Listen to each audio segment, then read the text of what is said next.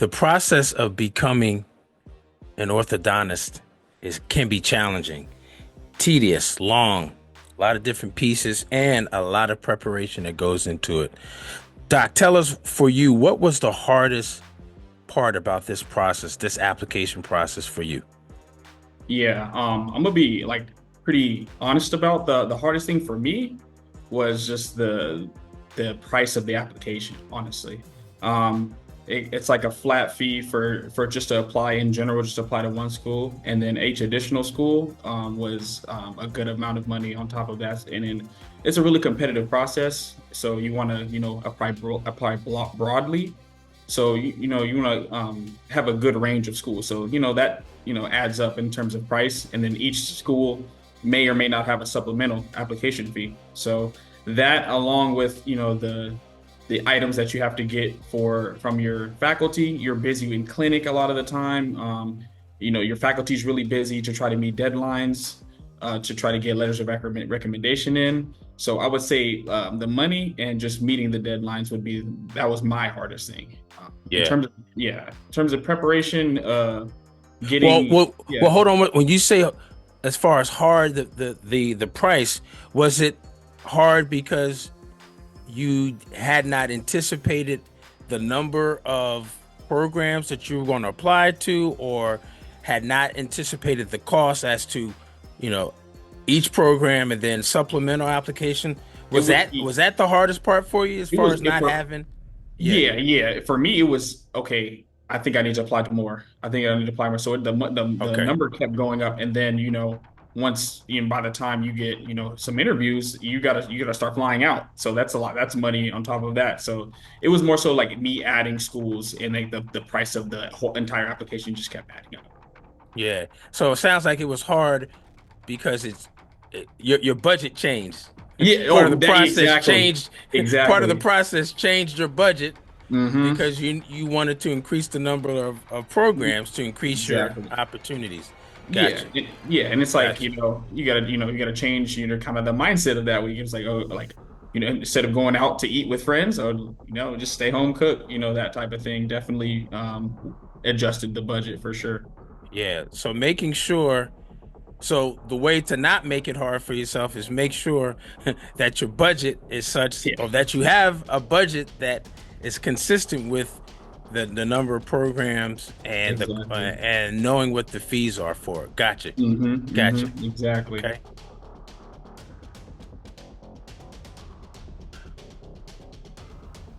Deciding to do orthodontics, is that something that you want to do?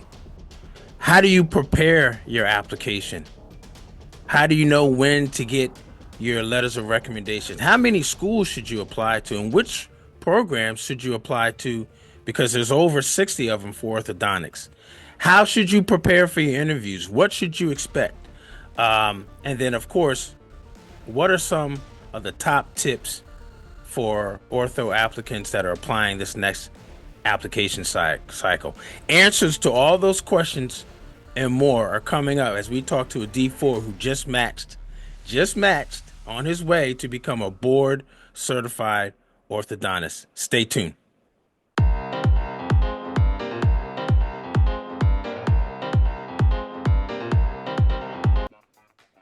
Hey, this is Dr. Darwin, the new dentist coach, another episode of Ask Dr. Darwin on the New Dentist Podcast Show. We talk about getting into dental school, getting into residency, and then life as a new dentist. Guys, gals, Happy New Year. Make sure that you are continuing to support the channel by joining, subscribing, sharing, also sharing your comments, in addition to sharing with your colleagues. We create this content for you to give you some uplift, but also to give you some tips and strategies on your journey to becoming a dentist or a board certified specialist. Also, this episode of Ask Dr. Darwin is being brought to you by GetIntoDentalResidencyChallenge.com. The challenge is on for 2025. Join us as we help you jumpstart your application process, getting your important documents together and getting ready to get your mindset together for the interviews as well. We're going to be sharing some tips, some strategies, and some secrets that are going to help you jumpstart your application process, but also get the attention that you're going to need so that you get invitations to interviews and get selected. For more details, check the link down below or up top. Is one of these two places. Get into dental residency challenge.com, and we hope to see you in the live training coming up. So today we're joined, we're going back to the West Coast. I'm on the East Coast, he's on the West Coast, and we're joined by a student doctor who just got into ortho, and he's going to be answering all of those questions. So let's get into it. Student Dr. KHYRI, how you doing, man? Doing well, doing well. How are you today?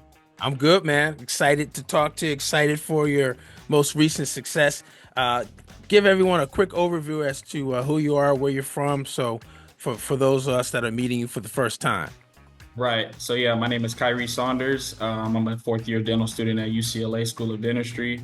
Originally from Fresno, California, so that's the Central Valley, so about like 3 hours away from LA. And I did my undergrad at UC Irvine, where I studied public health science with emphasis on pre-dental. And yeah, that's really about me.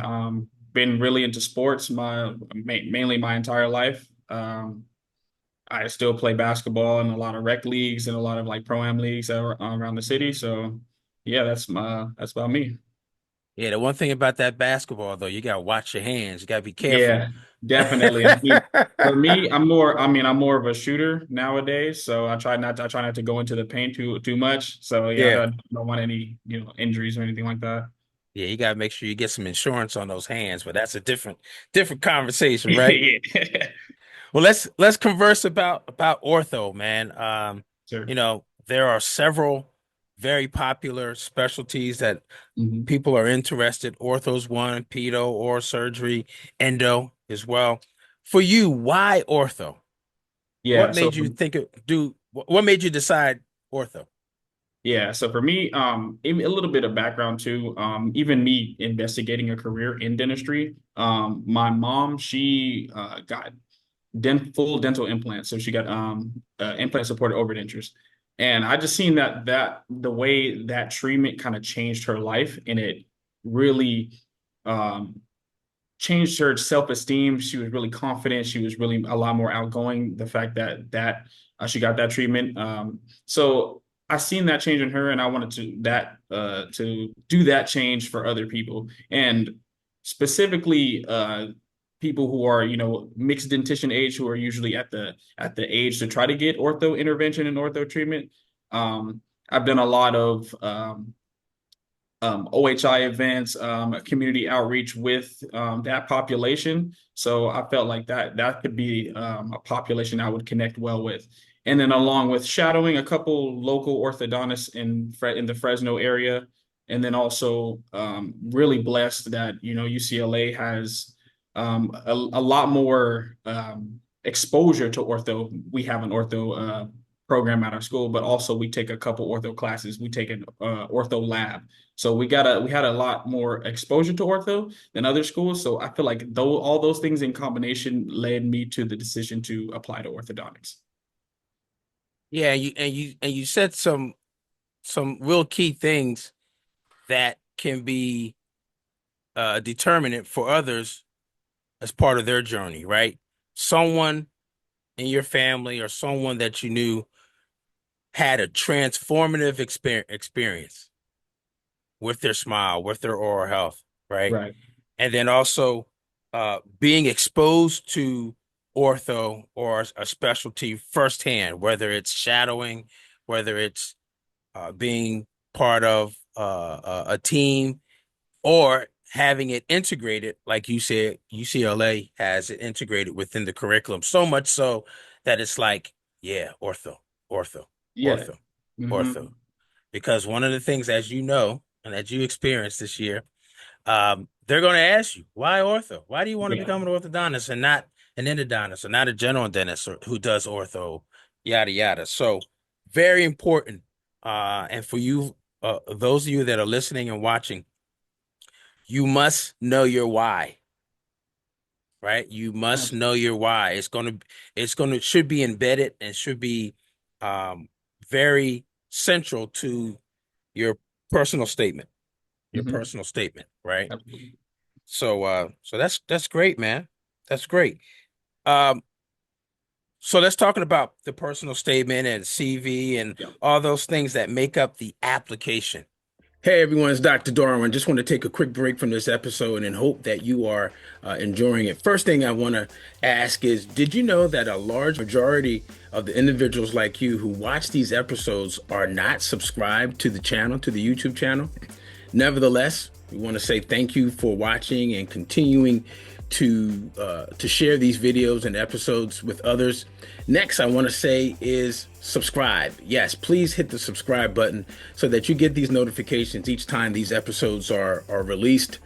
Last is I wanted to connect with those of you who are seeking to become an advanced dentist and specialist. And I invite you to our next event called the Get Into Dental Residency Challenge. This is a special 4-day event that will give you direct access to the mistakes that you want to avoid when you're applying to residency programs, and also the 8 steps that you also want to avoid so that you do not have an unsuccessful application submission. The information that we will be covering over the those 4 days will be some of the tips and strategies that I teach in my one-on-one and group coaching trainings with clients who are continually and successfully being matched into and selected into high-profile residency programs here in North America. So if you're pursuing or aspiring to get into dental residency this application cycle, this challenge is for you. Check out the link below to receive more details and join the challenge. And also, I would encourage you to enroll in the challenge via the VIP experience. The VIP experience gives you actually access to a 1-hour Q&A session every day of the challenge before we actually get started with the challenge. And it guarantees me to answer your specific questions that you and other VIP experience members have on a daily basis. So I'll see you in the Get Into Dental Residency Challenge, and let's get back to this episode. Yeah. So tell us, like, did you know ortho first, second year, or was it something that you kind of after shadowing third year, or maybe even before you started D1 year? Did you know early on? Because for some people, it's very helpful to know early, as soon as possible so that Yeah. you can prepare and have enough time to prepare. So tell us a little bit about your journey as far as the preparation and your strategy to put your application together. Yeah. So like, I mean, yeah, my goal was to, improve people's self-confidence, their overall self-esteem with oral by, improving their oral health in general.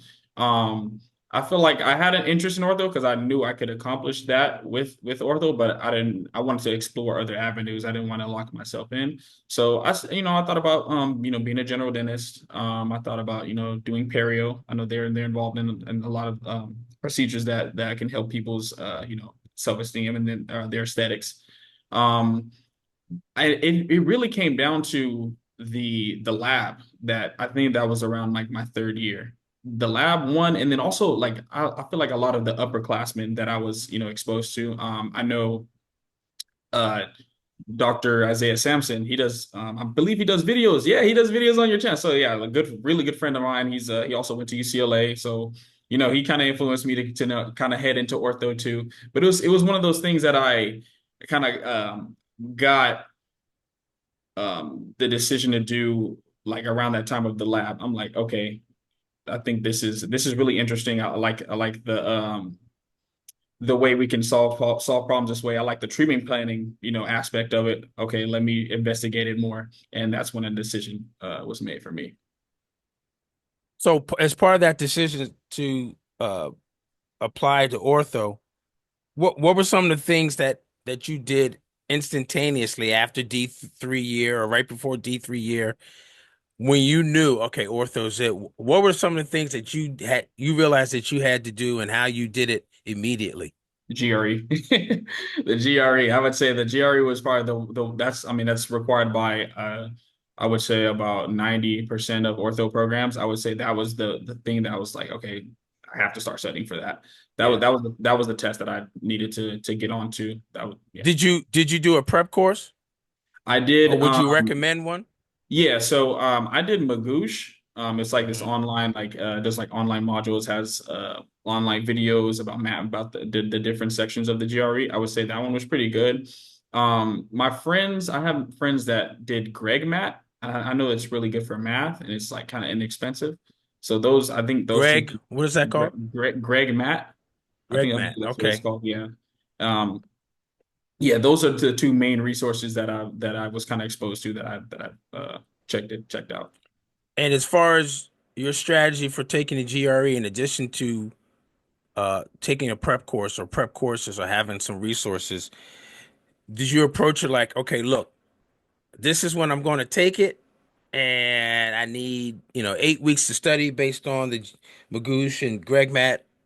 I got an 8 week timeline. Let me go ahead and set my test date and then work my way backwards. Or was it something similar? Like, how did you determine when you were going to take the GRE? Yeah, so I did yeah, exactly. I did something that I set a test date because that's how I normally kind of operate just so I can, kind of motivate myself to stay on track, stay on the timeline. Mm-hmm. And then also, dental school is it's busy. It's hard. So, Mm-hmm. we definitely got to stay on schedule and stay on track in terms of studying and stuff like that. When I did feel like once I felt like if I'm not really too ready, I did move it back like a couple weeks, but after that, I was ready to take the test.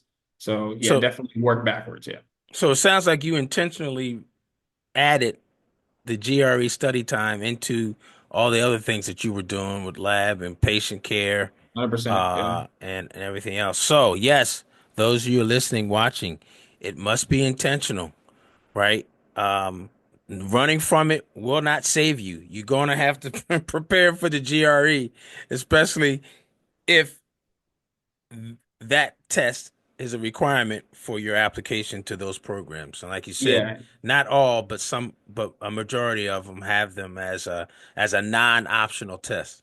yeah, exactly. And I know it's arithmetic, reading comprehension. It's things that we haven't really done in a long time, Right. outside of dental school. So yeah, I mean, it's one of those things that you just have to just be disciplined, hanker down and just lock in and study. Yeah.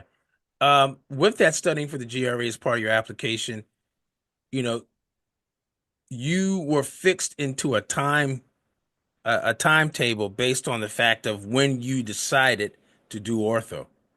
So, if you had to do it over again, would there be anything different about when you would have taken the GRE, Oh or yeah. Oh yeah. Yeah. If I knew that I was really dead set destined to be do ortho, I would have taken it much sooner, honestly. I would have, incorporated it into one of the breaks that we had, maybe winter break study. Um Maybe at some point in my, D1 year, I probably would have studied for it. Definitely just to lighten the burden of the application process. yeah, got you. And you took it this past year, right? You took it last. I took it I guess it'd be 1 year ago. Uh yeah, in 2024. So between D3 and D4 year, that's when you took it. Exactly. Uh-huh.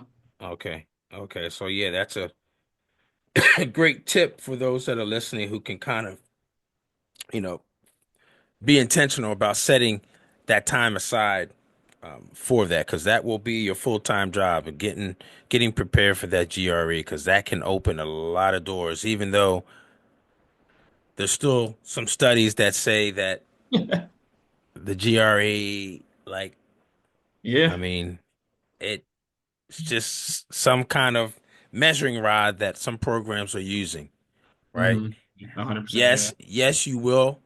Uh, you will have to do a lot of reading, and you will have to do a lot of interpretation and Hmm. retention and etc. And some math too, right? If you're doing some calculations on profiles and angles and Nasion points, etc. But we do know there's software that does all that now. But still, uh, I'm saying that to say for those who are listening and are applying to ortho, don't limit your programs to those that do not require the GRE, just so that because you don't want to not have to take another test again. Listen, even as a board eligible orthodontist and resident, guess what you're going to be doing to be board certified? Take another test. So, and you have very a lot of expertise taking tests. So that's another conversation. But GRE was part of your application strategy. How did you approach your things like your CV, your personal statement, your letters of recommendation? Oh yeah. So I just thank God that I was blessed with like a good circle, a good family. Um, for my CV, I have friends that are real. They've been in the workforce for a long time. So I send them my CV. They give me tips and pointers about how to format it. Got a lot of help from Isaiah too about from his CV as well. Um, so that was kind of how I approached the CV. But in terms of my personal statement, I would say my personal statement was it took a lot of that was probably one of the most time consuming parts of my application.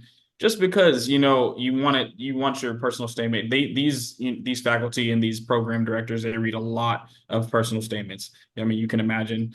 So you want your personal statement to be good. You want to have a lot of drafts. You want it to go through a lot of see a lot of peer reviews. So that's what I did. I sent it to some of my friends, sent it to faculty. Um, and then my older sister, she helped me out a lot through the journey, and she works as an advisor at Davis. So I sent it to her a lot of the time. She gave me great feedback, and we got it to a point to where okay, like this is what it is. I think this is really at a great place, and then we finalized it, sent it in.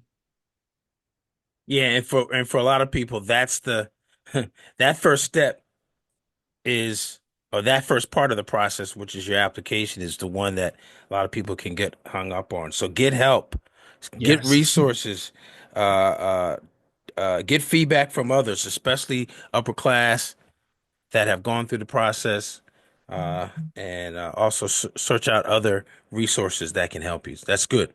Okay, and letters of recommendation. What was your Yes. strategy with that? Did you have some faculty members, maybe in ortho, that were part of that D3 ortho lab that you connected with? How did you Yep. go about getting those professors that ended up writing letters? How did you approach them? How did you get that Yeah. together?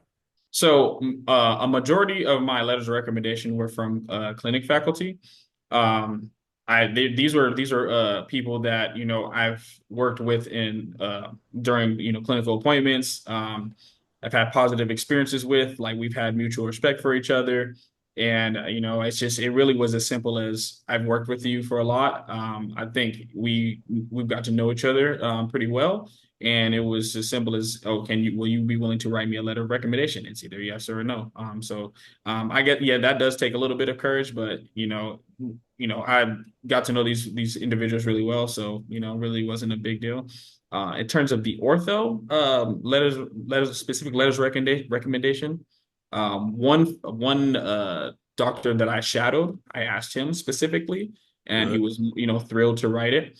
And then ortho faculty at UCLA was kind of teaming up with our orthodontic study club at UCLA. So she was willing to write some letters of recommendation for those who were trying to apply in that cycle.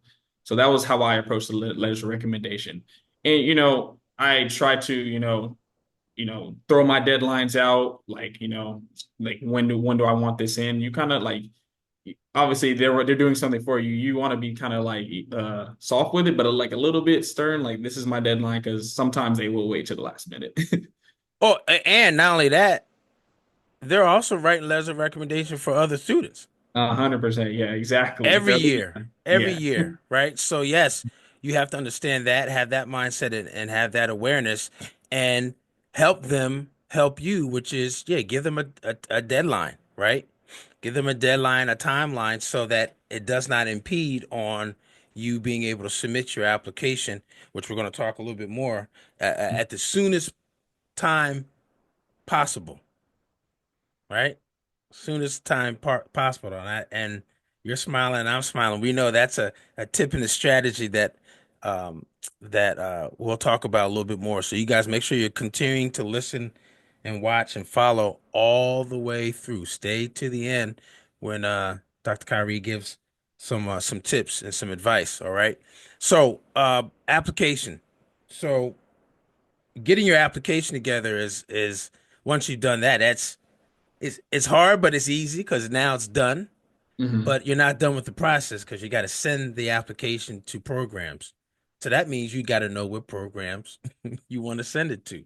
So talk a little bit about how you went about applying to certain programs, schools, hospitals that have ortho. What was your thought process, the number of schools that you applied to as well? Yeah. So I would say the number one thing that I thought of was location. Um, I wanted to be explorative, one, but I also wanted to, be realistic of where I could see myself. So I mainly applied to all West Coast schools since I'm from the West Coast, and then all East Coast schools. Um, so that was my thing in terms of choosing what where to apply to. The second thing was cost of the program. As some of you may or may not know, orthodontics is a tuition-based program for the most part. There's maybe two programs, two or more, give or take, that actually pay the resident. So I took that into consideration, what the price of each program that I was applying to. Um, and then also, you know, it was a really competitive process. So I wanted to give myself, a chance and as much possibility within those two parameters. So I applied to around 15 schools at first, but then I was like, let me kind of add it. Like, let me just try to, put some more on there. So it ended up being about 21 schools that I applied to, which, talking to some of my classmates, it was about that for a lot of other people too. Um, yeah, this process was really competitive, so that's definitely why I wanted to apply broadly, you know. Yeah, and that's a great strategy. And there is no magic number, which we'll talk about in a little bit. There is no magic number, everyone, because we get this question all the time. Well, how many programs should I apply to? Well, there's people that have applied to 5 programs and have gotten in, and there's people that have applied to 35 of the 62 programs Right. and have over that 65 plus programs that have gotten Yes. in. So the real magic number is one One. Yeah. because you will only match at one and you can only go to one at a time. So, but we'll talk. That's another discussion. That's another discussion. So, location East Coast, West Coast, the cost of the program, and you ended up applying to about 15 to 21, and ended up being about 20, 21 programs. Uh-huh. Gotcha. Now with the cost of the program, did you have a budget for that? Did you have a thought process as, all right, anything that's all the programs that are 50 and 60,000, yes, but anything over 90 a year, I can't do it. I don't Yeah. want to do it. Yeah. Well, yeah, exactly. That's exactly what my thought process was. That exactly that number too. So Yeah. yeah. Yes, I'm trying to think about it. I think the only program that was like that much that I applied to was USC. I mean, and I did it because it was in LA. So Mm-hmm. Mm-hmm. yeah, that's about it, honestly. So give us some names of some programs that you applied to, at least so people have an idea as to what that looks like if they are also looking West Coast and then maybe Hmm. East Coast. I mean, there are Yeah, some programs in the middle too, but yeah, for there are. your Yeah. list, yeah, for your So yeah, list is West Coast, East Coast. so I did USC, UCLA. I did UCSF, UOP, University of Washington. Um, I did do University of Florida in North Carolina. I did Stony Brook University. I did Rutgers. I did what else did I do? Um, These are East Coast for those yeah, that I'm are on thinking the of I'm West thinking Coast of that don't know. These are the East yeah, Coast yeah, schools now, Rutgers, University of Florida. Yeah, right? University of Florida. Yeah, Stony Brook. I did NYU. I do remember doing NYU. Did I do Pitt? I think I did UPenn. I think I did UPenn UPenn. as well. Yeah. So that was, I think, off the top of my head. I think I know I did more, but yeah, that was off the top of Yeah. my head what I applied to.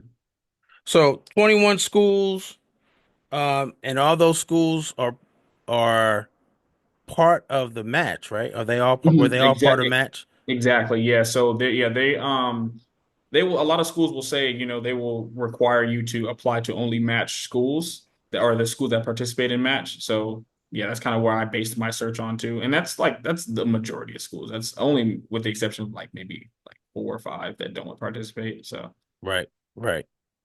So you got your applications in, you had to pay some additional fees for the supplemental applications. And yes, those of you listening, watching, you need start saving for the supplemental applications too, because yes, many yeah. of the programs will have another, I don't know, 30, 40, 50, 70, $100 just for their program related application as well.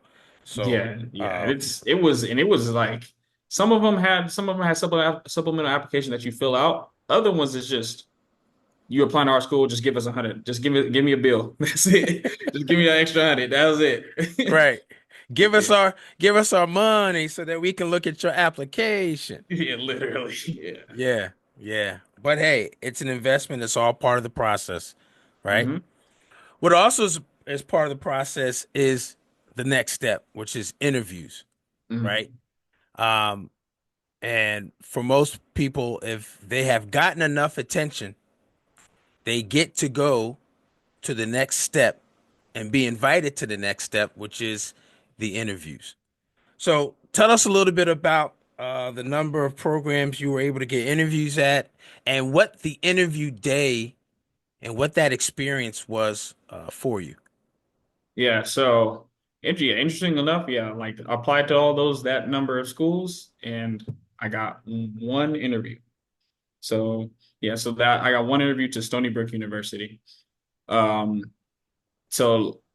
definitely was very stressful and like kind of, really anxious. Am I going to get an interview? Am I going to get an interview? Will I not match? Will I not, be an orthodontist? Will I have to wait? Will I even reapply? Like it's a lot of uncertainty in that time.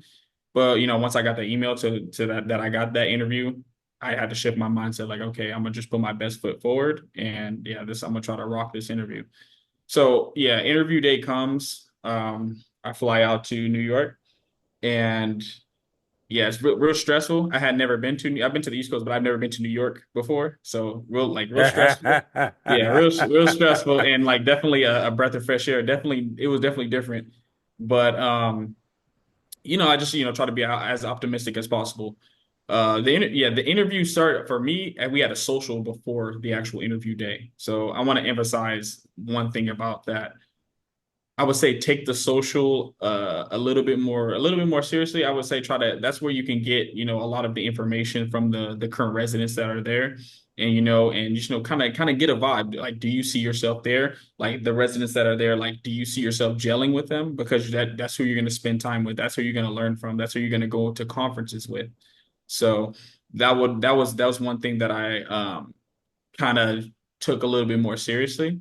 And then on interview day, I mean, everybody has nerves and everything like that, but um, I just honestly just tried to be myself. I tried to, show them who I am as a person and tried to show them what I'm passionate about.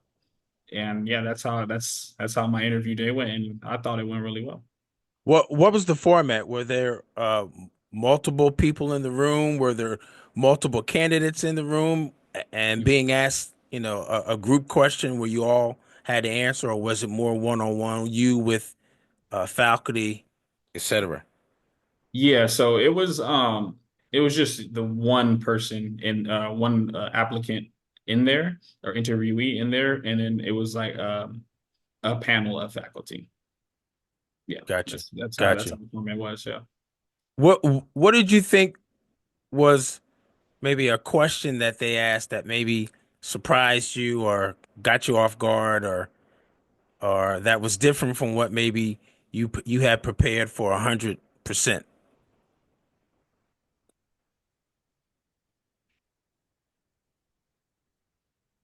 Nothing. Yeah, there you go. Nothing. See, I'm gonna be honest. Yeah, yeah. Like they didn't ask me anything that I was didn't really expect. Honestly, yeah, the interview was really positive to me in my experience. Yeah. what do you think made it positive or feel positive? Was it some of the energy that you were sharing and also receiving? Like what made it positive? Because you'll ask, you can ask Isaiah, you can ask some other people that have been on these episodes, applying to ortho and just other programs as well. Yeah. They may not say that it was as positive as you are pontificating about, because for Yeah. whatever reasons, Yeah, I fully understand that. Like, my experience was definitely not the norm for some individuals, Right. but yeah, like it was like more so body language of of the faculty, and I feel like once I got to I get to show them what kind of person I am and what I'm into. I feel like, the body language of all the faculty kind of relaxed. I feel like it became a lot more conversational, more than I guess for some people it can feel like a interrogation. It wasn't like that for Mm-hmm. me at Mm-hmm. all. You Mm-hmm. know, Did you feel like they were trying to get you get to understand and learn about you more, or did you feel like they were trying to see how you would fit into their program or fit into ortho at their program? it seemed like they were trying to get to know me, and it seemed like they were really interested in what I value in a program. Honestly. Yeah, I think they did a good job of making me feel wanted, honestly. Good, Hmm. good.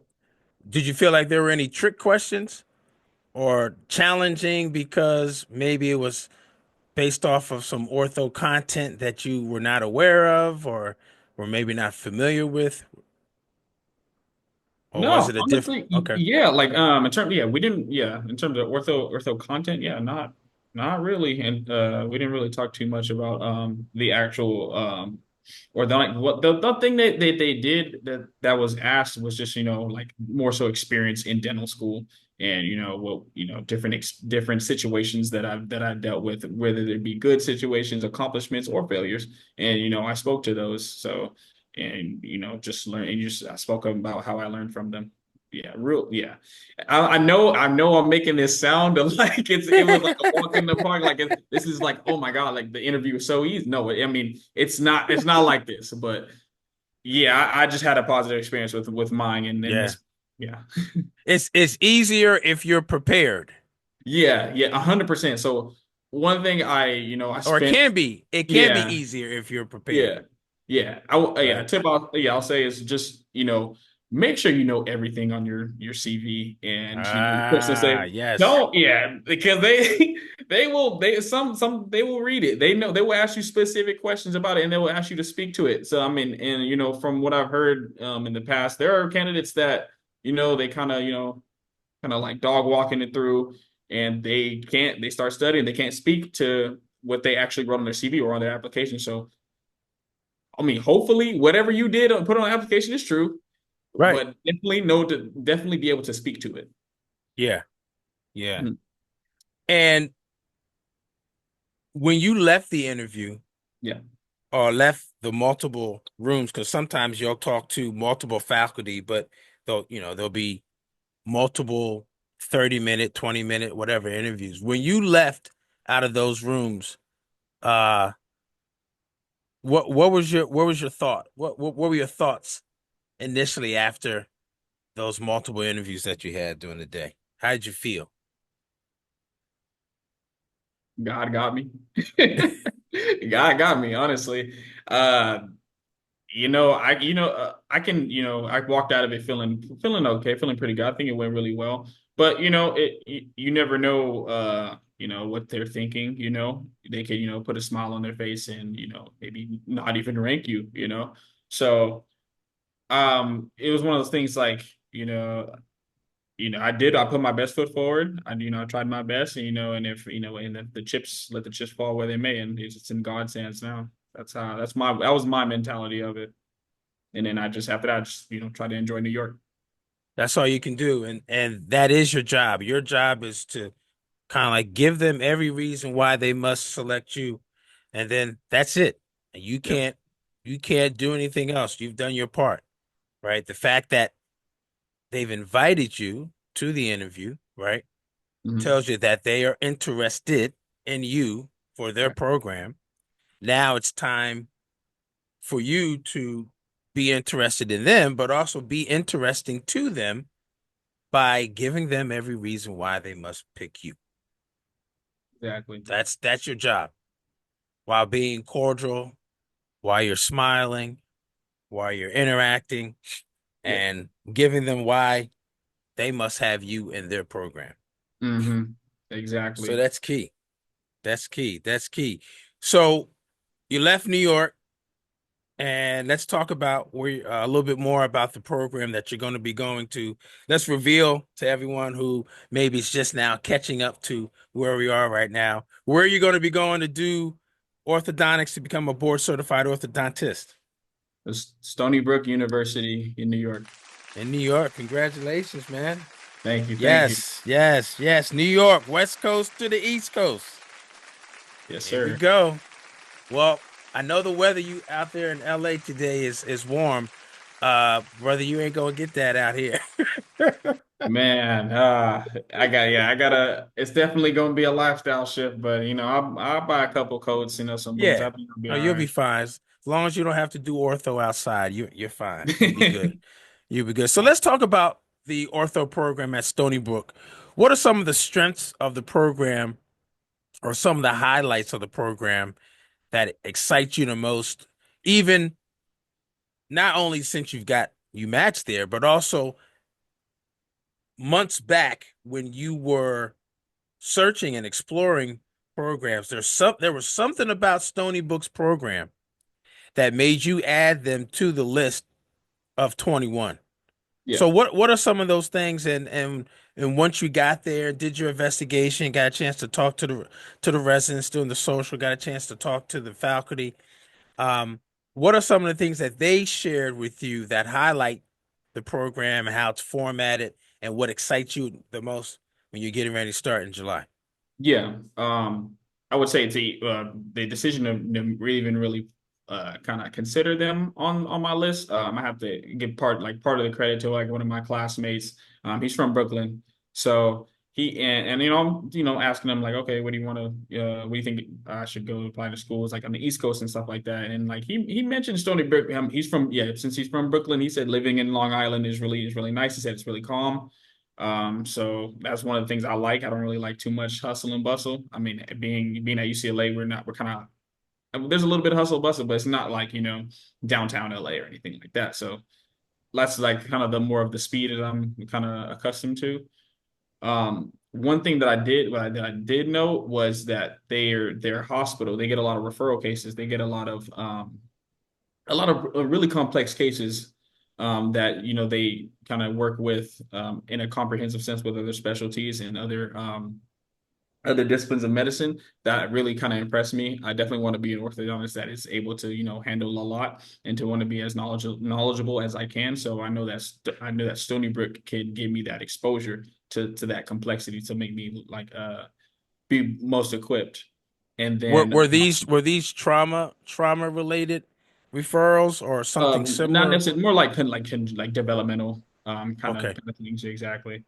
Um, I would say that, and then yeah, there's a sheer amount of numbers. They get a lot of starts. You get a lot of starts when you first begin the program. So I definitely want to you know get the best number of patients that I can. So those are Were like the two things. Yeah.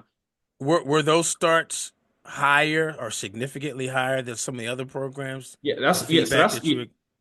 Yeah, so that's the sentiment that I got, like from asking from residents, and then also talking to some of my colleagues that are in my class, like in terms of starts and stuff like that. Definitely got like a lot more supply of patients.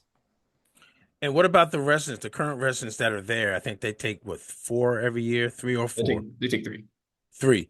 Mhm. And what was the feedback from the residents that you spoke to as far as what's been some of the things that they really would say have been the strengths of the programs during their training there? Yeah, I would say like that I mentioned. There's just to be able to have that amount of clinical supply of patients, and then also the size of the program. It's a small program, so there's a lot of I guess cooperation and coordination between like residents, but also the faculty, and also kind of an interview kind of tip. Try to ask you at the end of the interview, they'll try to ask them a question. Ask them a question about the program. That, kind of shows that you're interested, and it shows that that you've been thinking about the program, and that you probably going to consider them. So that was one thing that I kind of was kind of paying attention to, and I got you know good feedback between the residents and the faculty. They have good cooperation between the two. It's no problems. I know some schools have issues within faculty and residents, or faculty and students.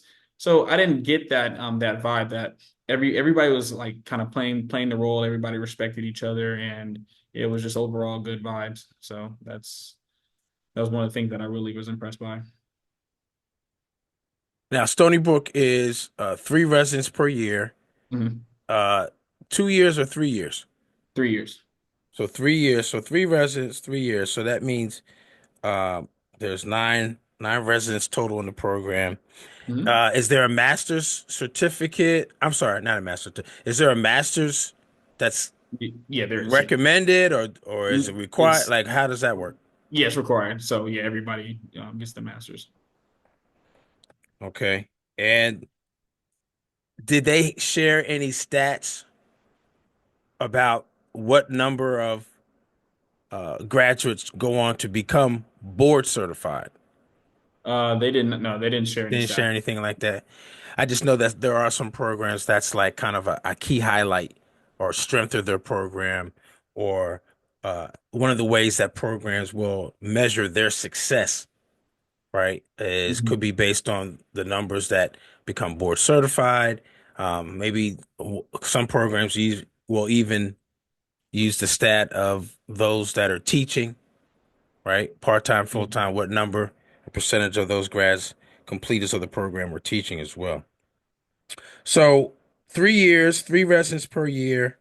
Um, Good cooperation, you said, with the residents and faculty. Um, is there a research project that's required as part of the master's? There is. Yeah, to graduate. Yep. Gotcha. So research project is also, I know typically there always are, but sometimes with the masters added on, um, it may be a little bit different. Good, good. So overall, what excites you the most? What would you say excites you the most in anticipation for graduation coming up and then matriculation into the ortho program? What excites you or keeps you excited the most Yeah. about what you're going to be doing? Um, I would just say, you know, doing what I got to be interested in. Honestly, like, ortho is one of the things that just really stuck out to me. So finally just doing that and trying to become, a specialist, a master of that is really what excites me. Um, the fact that I'm going to be, living on the East Coast when been a West Coaster my entire life, born in the Bay Area, raised in Central California, and then did school in Southern California. I've been all up and down California, so I'm kind of Californiaed out at this point. Hmm. So living on the East Coast would definitely be a breath of fresh air for me. I think that's what I'm most excited for. Good. Well, that's great. Well, congratulations again. We're excited that you're excited, and we're also excited about this next part of the episode. Tips, advice, and for those that have made it all the way through, congratulations. You're about to get blessed. All right, the ortho guys are getting ready to bless you. You've made it all the way through. So, tips, advice, knowing what you know now, and this process that you've been a part of for at least 2 years, but really it may have started a little bit earlier, whether you knew it or not. Hmm. Might have started D1 year when you started off with that 4.0 first day of class and you did your best to maintain it first year, second year, third year, now fourth year. Knowing what you know now, what are some tips, advice if you were part of Big Brother Big Sister program at your school and you had a little sib that was getting ready to apply to ortho, what are some of the things that you would tell him or her to do that they must do right now? Okay. This is for somebody like that's going to apply like right now or People that are interested, thinking about uh applying, getting ready to made the decision they are going to apply. So let's put it at the position of they know they want to do ortho okay. and now they need help. So what are Okay. some tips? What are those tips and advice that you would give them? Okay. So yeah, like I alluded to earlier, once you make that decision that you want to do it, study for that GRE as soon as possible. It's one of the things that that they're looking at. So you want to push your best foot forward and take the adequate amount of time to study for it. Um, I would say that. I would say and don't it, won't- getting an interview is definitely it's definitely an accomplishment in itself, but I would say take it serious in terms of reaching out to current residents, reach out to people that you know interview to at that place. Um, just take it serious and put your best foot forward to try to get that interview because you want to express how good of a candidate you are in relation to everybody else that is in that interview room because a lot of candidates come off as robots. The program does not want a robot; they want a human. They want an individual that so you want to definitely show yourself and show that you are interested in the program if you are interested in that program. So that's definitely one of the tips. Oh, and then also, I mean, as a person that, got one interview and then got in, I would just say, keep your head up, honestly. It was a lot. It was definitely a very, trying time, when, I wasn't hearing back and, getting rejection letters and things of that nature. But it only takes one. It definitely only takes one. And also, it's a very competitive process as well. Even if you have to reapply, I would if that's what your calling is, I think that's one of the things that you should consider. During my interview, there was a lot of doctors who were already had a year of practicing, were already currently doing GPRs and AEGDs. So there's no shame in reapplying, even if you have to, if you so choose to. So I would say those tips are my thing about the overall process. Those are great tips, man. Uh, Study for the GRE earlier, sooner than later. Connect Mhm. with current residents and previous applicants, something that you did, right, Dr. Isaiah Yep. and others. Don't don't be a robot. Come to interviews. Be yourself, right? Keep your head up through this process. It is a process, just like dental school is a process. Keep your head up even through rejection, because guess what?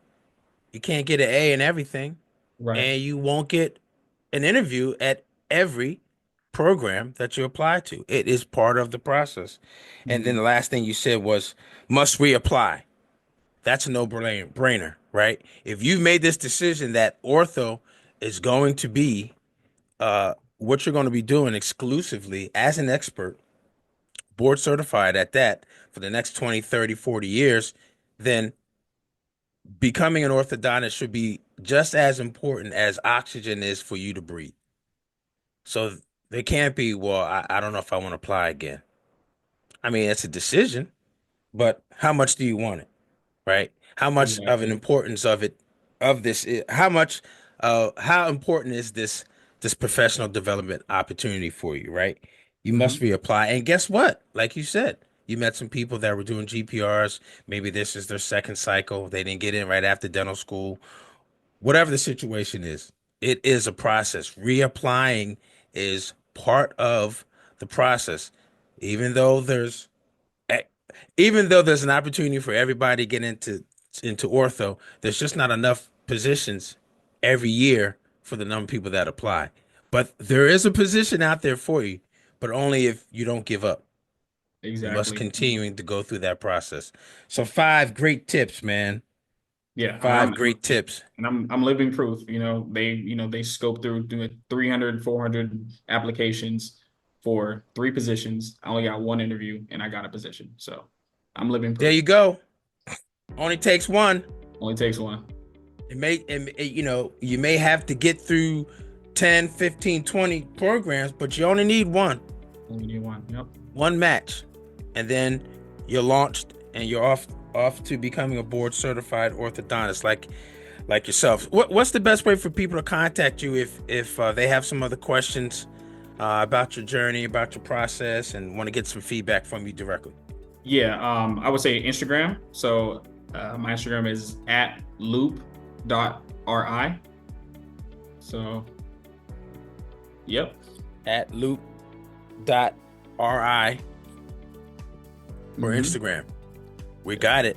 And you guys catch him soon, because he's still busy. Got this last semester of D4 year, and then graduation's coming, and he's gonna have a little bit of time before he goes and has to relocate to New York. He's gonna have some time for relocation, but he also is gonna have limited time because he's got to get into that profit book. Yeah. Yeah, it's gonna be it's gonna be a busy summer. It's gonna be a busy summer. It's gonna be a busy summer, and hey, that's part of the process too. To be able to be an expert, and an expert that is able to produce transformative experiences and outcomes for people who have facial and skeletal deformities. That's the price you pay. That's the investment to become a board certified orthodontist. Doc, thanks so much. We're excited. Let's keep in touch over your journey. You're not too far away on the East Coast here, and we want to see how once you get in and survive the first couple of weeks, we'll do a follow-up and see how you're surviving ortho residency too. Because now, guess what? The easy part is done. You got it. You done the easy part, which is get in.